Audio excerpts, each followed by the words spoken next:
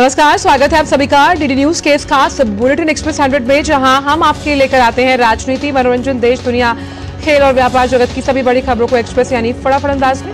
आइए देखते हैं खबरों को तेज रफ्तार के साथ।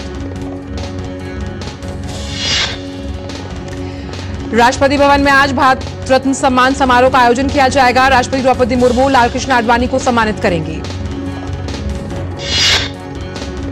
अन्य 4 विभूतियों पूर्व प्रधानमंत्री चौधरी चरण सिंह और नरसिम्हा राव, पूर्व मुख्यमंत्री कर्पूरी ठाकुर और कृषि वैज्ञानिक डॉक्टर MS स्वामीनाथन को मरणोपरांत भारत रत्न से नवाजा जाएगा। आडवाणी जी ने अपने राजनीतिक कौशल, संगठनात्मक शक्ति, प्रशासकीय अनुभव और विकास से जुड़ी विचारधारा से भारतीय राजनीति में राष्ट्रवाद का प्रवाह किया। वहीं जननायक स्वर्गीय कर्पूरी ठाकुर राज्य की नौकरियों में आरक्षण लागू कर समाज के दबे पिछड़ों के हितों के लिए काम करते रहे। विभागों में हिंदी में काम करने को अनिवार्य बनाया और राज्य सरकार के कर्मचारियों के समान वेतन आयोग को राज्य में भी लागू करने का काम सबसे पहले किया। पूर्व प्रधानमंत्री नरसिम्हा राव 21 जून 1991 को देश के प्रधानमंत्री बने तो उस वक्त भारत का विदेशी मुद्रा भंडार काफी नीचे था। 24 जुलाई 1991 को नरसिम्हा राव की सरकार ने पहले बजट में तत्कालीन वित्त मंत्री मनमोहन सिंह ने तथाकथित लाइसेंस परमिट राज के अंत का किया ऐलान। भारत में नई खुली हुई अर्थव्यवस्था की रखी गई थी नींव। स्वतंत्रता संग्राम में बढ़ चढ़कर हिस्सा लेने वाले चरण सिंह ने उत्तर प्रदेश भूमि संरक्षण कानून पारित कराया। केंद्र सरकार में गृह मंत्री बने तो मंडल और अल्पसंख्यक आयोग की स्थापना की। राष्ट्रीय कृषि और ग्रामीण विकास बैंक की स्थापना की। वहीं 28 जुलाई 1979 को चौधरी चरण सिंह ने देश के 5वें प्रधानमंत्री के रूप में शपथ ली। हरित क्रांति में महत्वपूर्ण भूमिका के लिए प्रसिद्ध डॉक्टर MS स्वामीनाथन ने आलू, गेहूं, चावल और जूट के जेनेटिक्स में रिसर्च किया। अधिक उपज देने वाली धान की प्रजातियां विकसित करने में उनकी अहम भूमिका रही। उनकी रिसर्च के कारण कम आय वाले किसानों को अधिक उत्पादन में सहायता मिली। डॉक्टर स्वामीनाथन ने 1979 में कृषि मंत्रालय के प्रमुख सचिव के रूप में भी काम किया। लोकसभा चुनाव के पहले चरण के लिए नाम वापसी का आज अंतिम दिन। पहले चरण में 102 सीटों पर 19 अप्रैल को मतदान होना है। पहले चरण में सबसे ज्यादा तमिलनाडु की 39 सीटों पर चुनाव होगा। इसके साथ राजस्थान की 12, उत्तर प्रदेश की 8, मध्य प्रदेश की 6, असम, उत्तराखंड और महाराष्ट्र की 5, बिहार की 4, पश्चिम बंगाल की 3, अरुणाचल प्रदेश, मणिपुर, मेघालय की 2, मिजोरम, नागालैंड, अंडमान निकोबार, जम्मू कश्मीर, लक्षद्वीप, पुडुचेरी, सिक्किम, छत्तीसगढ़ और त्रिपुरा की 1-1 सीट पर मतदान होगा। वहीं बिहार में 2 अप्रैल तक नाम वापस लिया जा सकता है। बिहार लोकसभा चुनाव के पहले चरण के नामांकन पत्रों की आज जांच होगी। पहले चरण के तहत बिहार के 4 सीटों के लिए 70 से अधिक उम्मीदवारों ने नामांकन पत्र किए दाखिल।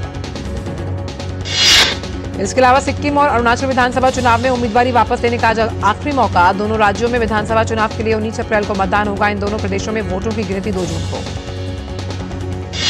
पूर्वांचल के बाहुबली नेता मुख्तार अंसारी का शव देर रात बांदा से गाजीपुर पहुंचा। कड़ी सुरक्षा के बीच मुख्तार अंसारी का काफिला प्रयागराज के रास्ते बदोही और वहां से वाराणसी होते हुए चौबेपुर से गाजीपुर पहुंचा। शव पहुंचने से पहले घर के आसपास का इलाका छावनी में हुआ तब्दील। आज मुख्तार अंसारी को किया जाएगा सुपुर्दे खाक। मुख्तार अंसारी की मौत हार्ट अटैक से हुई थी। हालांकि उनके परिजनों का आरोप है कि उनकी मौत के पीछे कोई और वजह है। मुख्तार अंसारी के बेटे उमर अंसारी की मांग पर न्यायिक जांच के आदेश दे दिए गए। इस मामले में 1 महीने के भीतर जांच रिपोर्ट मांगी गई है।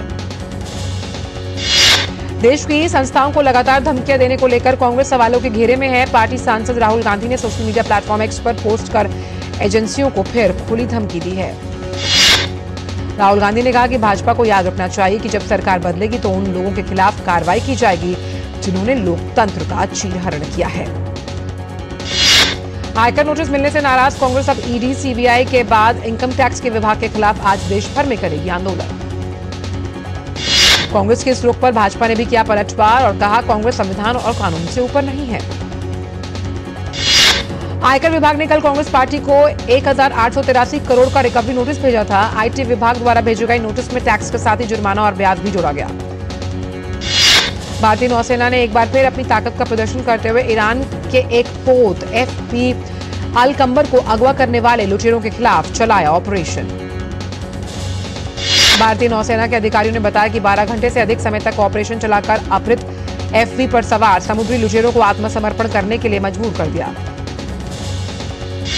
भारतीय नौसेना द्वारा चलाए गए इस सफल ऑपरेशन के बाद ईरानी जहाज में सवार 23 पाकिस्तानियों को सुरक्षित बचा लिया गया। भारतीय नौसेना की विशेषज्ञ टीम एफवी की सघनता से जांच कर रही है। हवाई लक्ष्यों पर तेजी से और सटीक निशाना लगाने के लिए भारत द्वारा upgraded ZU-23 MM anti aircraft gun system को फायरिंग क्षमता को सफलतापूर्वक प्रदर्शित किया गया। दिल्ली के मुख्यमंत्री की पत्नी सुनीता केजरीवाल ने केजरीवाल को आशीर्वाद अभियान की शुरुआत की। उन्होंने एक नंबर जारी किया और लोगों से कहा कि उसमें अपना मैसेज भेजें।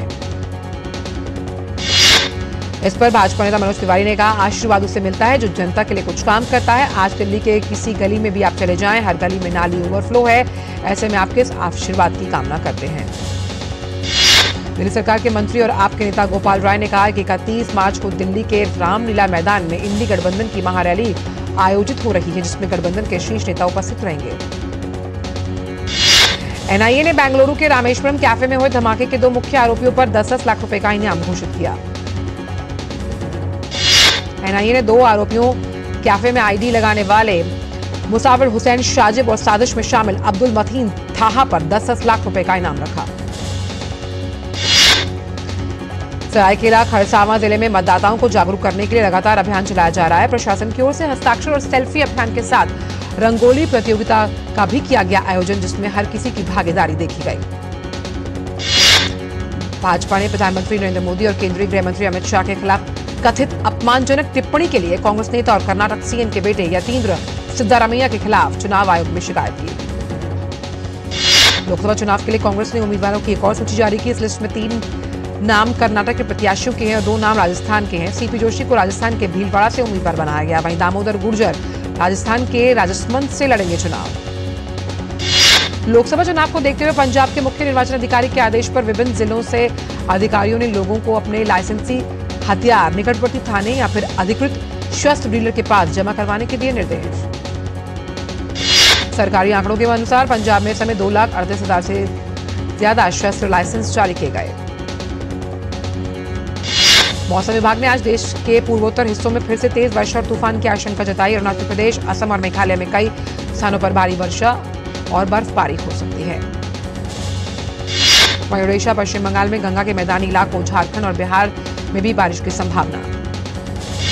मौसम विभाग के अनुसार जम्मू कश्मीर, लद्दाख, गिलगित, मुजफ्फराबाद और उत्तराखंड के कई स्थानों पर भारी वर्षा हो सकती है। पश्चिम बंगाल के नादिया में बिजली उपकरण रखने वाले एक गोदाम में आग लग गई। आज रंग पंचमी का त्योहार मनाया जा रहा है। यह होली के 5वें दिन यानी चैत्र महीने के कृष्ण पक्ष की पंचमी तिथि को मनाया जाता है। इस अवसर पर महाकालेश्वर मंदिर में भस्म आरती की गई। भोपाल में मध्य प्रदेश के मुख्यमंत्री मोहन यादव ने प्रदेशवासियों को रंग पंचमी की दी बधाई।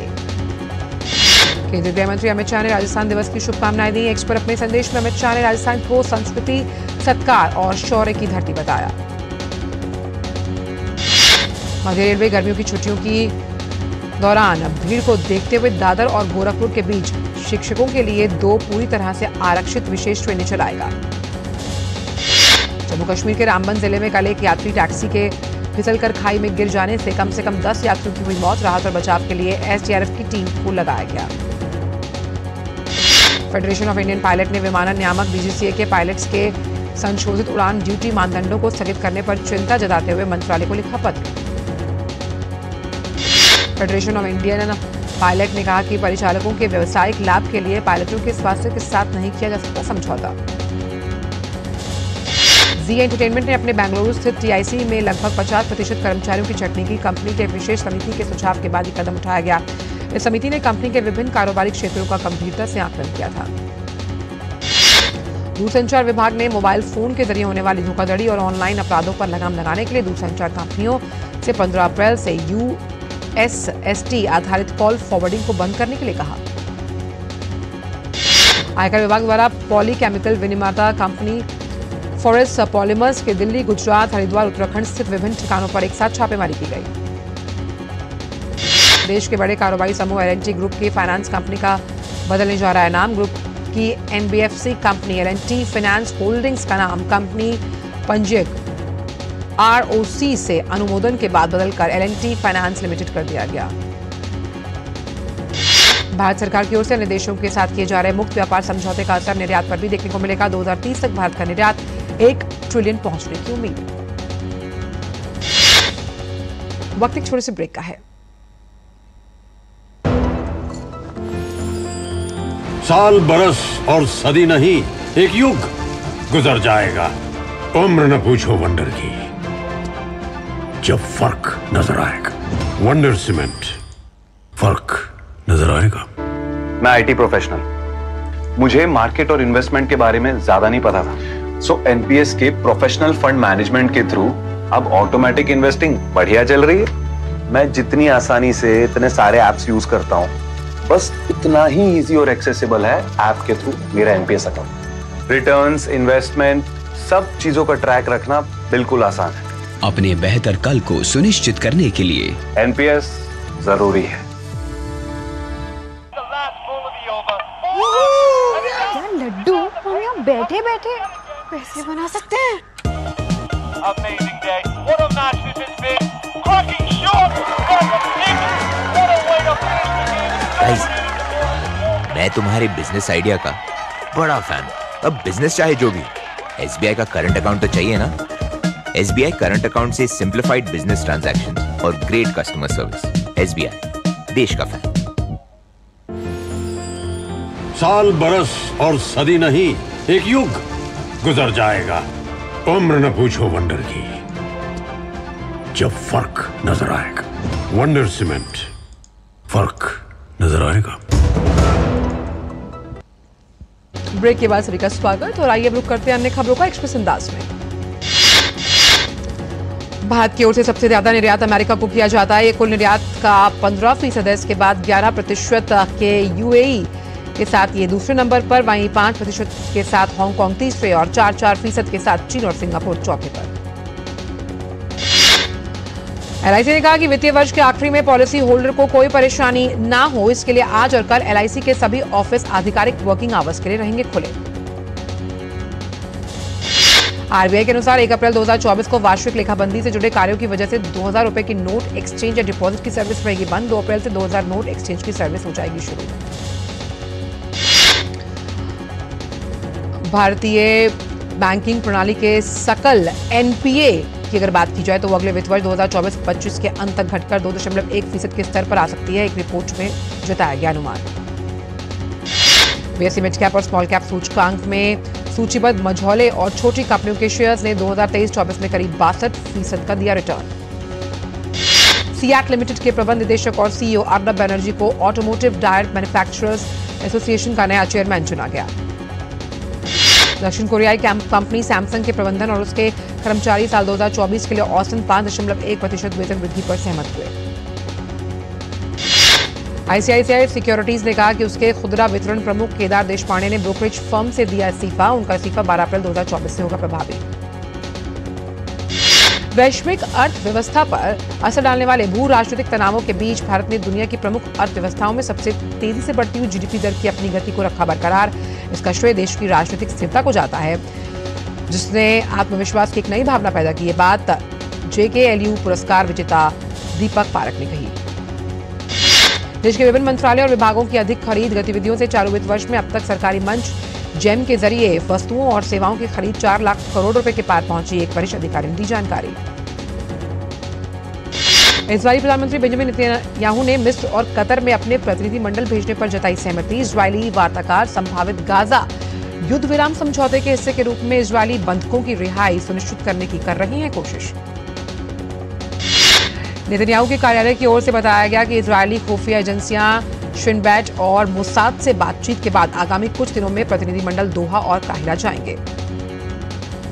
यूक्रेन के विरुद्ध रूसी आक्रामकता जारी। रूस ने यूक्रेन की बिजली परियोजनाओं को निशाना बनाते हुए 99 ड्रोन मिसाइल हमलों की झड़ी लगा दी। इससे कई क्षेत्रों में लोगों को बिजली संकट का सामना करना पड़ेगा। यूक्रेन के सुरक्षा बलों ने कहा कि यह हमला पूरे देश में किया गया। यूक्रेन के राष्ट्रपति व्लादिमीर ज़ेलेंस्की ने कहा कि हमले से बिजली संयंत्रों को नुकसान हुआ। यूक्रेन के आंतरिक मंत्री एहोर क्लिमेंका ने कहा कि पूरे देश में हवाई हमलों की चेतावनी जारी की गई। इसमें 10 रीजन रूसी हमले की जद में आए। पाकिस्तान के उत्तर पश्चिमी क्षेत्र में आतंकवादी हमले में चीन के 5 नागरिकों की मौत। मामले की जांच के लिए पड़ोसी देश से चीनी जांचकर्ता पाकिस्तान पहुंचे। अधिकारियों के अनुसार पाकिस्तान ने चीनी गतिविधियों की सुरक्षा सुनिश्चित करने के लिए पुलिस और सेना का एक समर्पित बल स्थापित किया। पाकिस्तान के पूर्व प्रधानमंत्री बेनजीर भुट्टो की बेटी आसिफा भुट्टो जरदारी को निर्विरोध नेशनल असेंबली का सदस्य चुना गया। आसिफा ने उपचुनाव के लिए सिंध प्रांत के शहीद बेनजीराबाद क्षेत्र से नेशनल असेंबली की सीट NA 207 के लिए नामांकन किया था दाखिल। आसिफा के खिलाफ नामांकन दाखिल करने वाले 3 उम्मीदवारों द्वारा अपना नाम वापस लेने के बाद आसिफा को निर्विरोध निर्वाचित घोषित किया गया। ये सीट उनके पिता आसिफ अली जरदारी के राष्ट्रपति चुने जाने के बाद खाली हुई थी। पाकिस्तान के खैबर पख्तूनख्वा प्रांत में 2 अलग अलग घटनाओं में कम से कम 12 लोगों की मौत हुई, पुलिस ने दी जानकारी। जापान में बेहतर स्वास्थ्य पाने की चाहत में स्वास्थ्यवर्धक टॉनिक पीने वाले 5 लोगों की मौत, जबकि 100 से ज्यादा लोग बीमार होकर पहुंचे अस्पताल। ओसाका स्थित कोबायाशी फार्मास्यूटिकल कंपनी पर आरोप है कि उसने इन उत्पादों से समस्याओं के बारे में जनवरी की शुरुआत में ही पता चला था, लेकिन इस संबंध में सार्वजनिक रूप से पहली घोषणा 22 मार्च को की गई। कोबायाशी कंपनी के अधिकारियों ने बताया कि कोलेस्ट्रॉल कम करने के उपयोग किए जाने वाले वेनिकोजी पॉलस्टे हेल्प समेत कई उत्पादों का सेवन करने के बाद 114 लोगों का अस्पताल में उपचार चल रहा है। भारत ने नेपाल के अनुरोध पर नेपाल को बिजली निर्यात करने संबंधी समझौते का नवीकरण किया। समझौते की समय सीमा 31 मार्च को समाप्त हो रही थी। अफ्रीकी देश मडागास्कर में चक्रवाती तूफान येमेन के कारण मरने वालों की संख्या बढ़कर 18, 4 लोग अभी भी लापता। चक्रवात येमेन से आई बाढ़ ने व्यापक रूप से क्षति पहुंचाई। इससे सैकड़ों की संख्या में लोग प्रभावित हुए। सड़कों पर पानी भरने से यातायात प्रभावित। फिलिस्तीन में राष्ट्रपति महमूद अब्बास के प्रधानमंत्री मोहम्मद मुस्तफा की अगुवाई में नई सरकार के गठन को दी मंजूरी। नई सरकार में 23 मंत्री शामिल। दक्षिण अफ्रीका में एक बड़े सड़क हादसे में 45 लोगों की मौत, एक व्यक्ति गंभीर रूप से घायल। अमेरिका के मैरीलैंड में बाल्टीमोर शहर में हुए पुल हादसे के बाद जो बाइडेन सरकार ने मैरीलैंड को आपातकालीन सहायता के तौर पर $60 मिलियन की धनराशि दी। IPL में लखनऊ सुपर जायंट्स की भिड़ंत सुपर किंग्स से। इस मैच में लखनऊ टीम की कोशिश हर विभाग में बेहतरीन प्रदर्शन करते हुए अपनी पहली जीत हासिल करने पर। पंजाब किंग्स ने सीजन में अब तक 2 मैच खेले, जिसमें उसे 1 मैच में जीत हासिल हुई। आज खेले जाने वाले मैच में पंजाब की नजर अपनी दूसरी जीत पर होगी। भारतीय दिग्गज टेनिस खिलाड़ी रोहन बोपन्ना अपने ऑस्ट्रेलियाई जोड़ीदार मैथ्यू ब्रिन के साथ शनिवार को मियामी मास्टर्स के फाइनल में कोर्ट पर उतरेंगे। प्रतियोगिता के पुरुष युगल वर्ग के खिताबी मैच में भारतीय ऑस्ट्रेलियाई जोड़ी का सामना क्रोएशिया के इवान डोडिच और अमेरिका के ऑस्टिन क्रेजिस्क की जोड़ी के साथ। टूर्नामेंट में बोपन्ना एब्डेन की जोड़ी का शानदार प्रदर्शन देखने को मिला। सेमीफाइनल मैच में बोपन्ना और एब्डेन की जोड़ी ने स्पेन की जोड़ी 6-1, 6-4 से शिकस्त देकर फाइनल में अपनी जगह पक्की करने में सफलता हासिल की। Madrid Spain masters badminton championship में पीवी सिंधु का सफर हुआ समाप्त। प्रतियोगिता के प्री क्वार्टर फाइनल में सिंधु को थाईलैंड की सुकमिदा कैटथॉग ने 24-26, 21-17, 22-20 के अंतर से हराकर क्वार्टर फाइनल में प्रवेश। अश्विनी पोनप्पा और तनिषा क्रास्टा की जोड़ी को Madrid Spain masters badminton championship में हार का सामना करना पड़ा। भारतीय जोड़ी को चीनी ताइपे की जोड़ी ने 21-13, 21-19 से हराया। बुल्गारिया के ग्रिगोर दिमित्रोव ने मियामी ओपन में सेमीफाइनल में प्रवेश कर लिया। प्रतियोगिता के क्वार्टर फाइनल में दिमित्रोव ने युवा स्टार टेनिस खिलाड़ी कार्लोस अल्कराज को हराया। कजाकिस्तान की एलिना रायबकाना ने मियामी ओपन फाइनल में प्रवेश कर लिया। अंतिम 4 मुकाबले में रायबकाना ने बेलारूस की विक्टोरिया अज़ारेंका को 6-4, 0-6, 7-6 के अंतर से हराकर फाइनल में किया प्रवेश। इसी ओपन के सेमीफाइनल में एक तरफा जीत दर्ज करते हुए अमेरिका की डेनियल कॉलिंस ने फाइनल में प्रवेश कर लिया। प्रतियोगिता के अंतिम 4 में डेनियल कॉलिंस ने रूस की एलेक्जेंड्रोवा को 6-3, 6-2 के अंतर से हराया। करीना कपूर, कृति सेनन और तब्बू की फिल्म क्रू ने थिएटर्स में दी दस्तक। पहले दिन फिल्म ने डोमेस्टिक बॉक्स ऑफिस पर 6 करोड़ से ज्यादा का बिजनेस किया। बॉलीवुड एक्टर सलमान खान ने पटना शुक्ला की स्क्रीनिंग के दौरान फिल्म दबंग 4 को लेकर कहा, फिल्म बहुत जल्द आने वाली है। जैसे ही अरबाज खान एक स्क्रिप्ट पर सहमत हो जाएंगे, फिल्म बन जाएगी। बिग बॉस 17 की रनर अप मनारा चोपड़ा ने अपना 33वां जन्मदिन मनाया। इस दौरान उन्होंने परिवार और दोस्तों के लिए मुंबई में एक पार्टी रखी, जहां प्रियंका चोपड़ा और निक जोनस भी पहुंचे। रणवीर सिंह बॉलीवुड में धमाल मचाने के बाद अब पैन इंडिया स्टार बनने की तैयारी में। उन्हें KGF और सालार के निर्देशक प्रशांत नील के साथ एक एक्शन पीरियड ड्रामा फिल्म को लेकर बातचीत का समा चल रहा है। फिल्म की स्क्रिप्ट तैयार हो चुकी है। मेकर्स अब इस फिल्म के फाइनल चीजों पर कर रहे हैं काम। हॉलीवुड एक्टर आर्नोल्ड श्वार्ज़नेगर की हाल ही में हुई हार्ट पेसमेकर सर्जरी के बाद एक्टर ने हेल्थ अपडेट देते हुए अपनी फोटो पोस्ट की साझा। रेक्लाइनर पर लेटे हुए और उनके सीने पर एक मशीन लगी हुई है। एक्टर सोनू सूद क्रिकेटर्स के सपोर्ट में उतरे और फैंस से उन खिलाड़ियों को सम्मान करने की अपील की जिन्होंने देश को गौरवान्वित किया। सोनू ने क्रिकेटर हार्दिक पांड्या के फैंस द्वारा भारी आलोचनाओं का सामना करने के बाद ये बात कही। फिल्म 12वीं फिल्म की रिलीज के बाद रातों रात सेंसेशन बनने को लेकर एक्ट्रेस मेधा शंकर ने कहा कि लोग उनकी जर्नी के बारे में नहीं जानते। मेधा ने अपनी एक्टिंग करियर की शुरुआत 2019 में की थी। एक्ट्रेस अदा शर्मा ने फिटनेस मंत्र शेयर करते हुए कहा कि वर्कआउट मजेदार होना चाहिए और दोस्तों के साथ वर्कआउट करना सबसे अच्छा और मजेदार होता है। एक्टर प्रतीक सहजपाल ने अपकमिंग इमोशनल नंबर काबिल के बारे में बात की। उन्होंने कहा यह आज के रिश्तों पर आधारित है। एक्ट्रेस तमन्ना भाटिया ने मशहूर फैशन डिजाइनर राहुल मिश्रा की तारीफ की। उन्होंने कहा कि क्रिएटिविटी कमाल की है राहुल मिश्रा की। अजय देवगन की फिल्म शैतान 3 हफ्ते से बॉक्स ऑफिस पर अच्छी कमाई कर रही है। रिलीज ने के 21 दिनों में शैतान ने घरेलू बॉक्स ऑफिस पर 134 करोड़ का नेट बिजनेस कर लिया। फिल्म अब 150 करोड़ की क्लब की ओर बढ़ रही है। एक्सप्रेस 100 में इतना ही। दीजिए इजाजत, नमस्कार।